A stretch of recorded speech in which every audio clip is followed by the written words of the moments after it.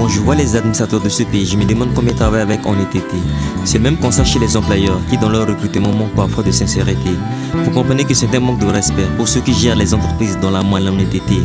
Ce n'est pas une surprise pour nous de voir dans les administrations les gens de peu de valeur, ceux qui n'ont pas de crédibilité. Je comprends pourquoi certains refusent d'aller à l'école. Quand on les envoie, ils sont prêts à s'entêter. Car ils savent qu'en Centrafrique pour travailler, il faut juste une relation quelconque et l'on peut bosser en toute tranquillité. Du 1er janvier au 31 décembre, l'administration centrafricaine garde le même rythme comme la saison d'été. Même si certains prennent le contre-pied de ce que je dis, je valide ma position car dans les administrations centrafricaines, plusieurs fois j'ai été. L'esprit clanique, ethnique vive et gouverne dans les différents bureaux. Ceux qui emploient et certains responsables font semblant de connaître. Poto, avec tes diplômes et expériences, pour travailler, il faut être dans leur carreau. Vous comprenez à quel point la peine des chômeurs centrafricains ne cesse de paraître. Sans une quelconque considération, la société doit traiter ces injustes-là comme des bourreaux. L'injustice est toujours au-delà du monde au respect, donc cela doit disparaître. Pour ceux qui sont dans le coup, excusez-moi de vous blesser par mon texte, je suis seulement la trace du défunt journaliste Willy Bureau.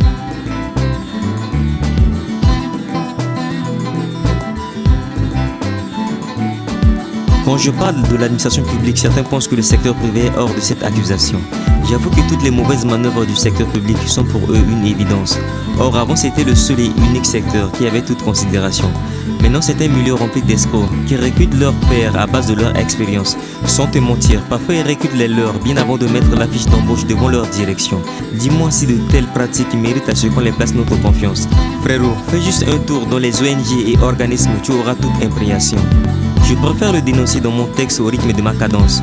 Comment appréciez-vous ce qui est national? Les subordonnés sont les locaux et les expatriés les supérieurs.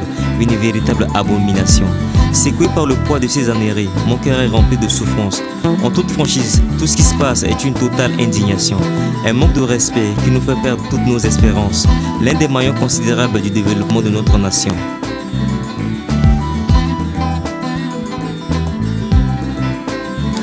Entre corrupteurs et corrompus, c'est l'un qui présente et impose le système de jeu.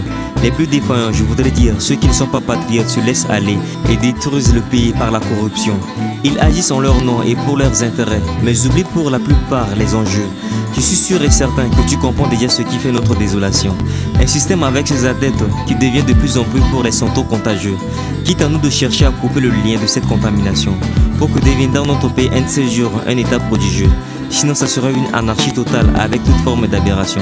Pour ne pas que ce secteur continue d'être propageux, je t'invite à combattre de notre côté afin de donner au Centrafrique une nouvelle orientation.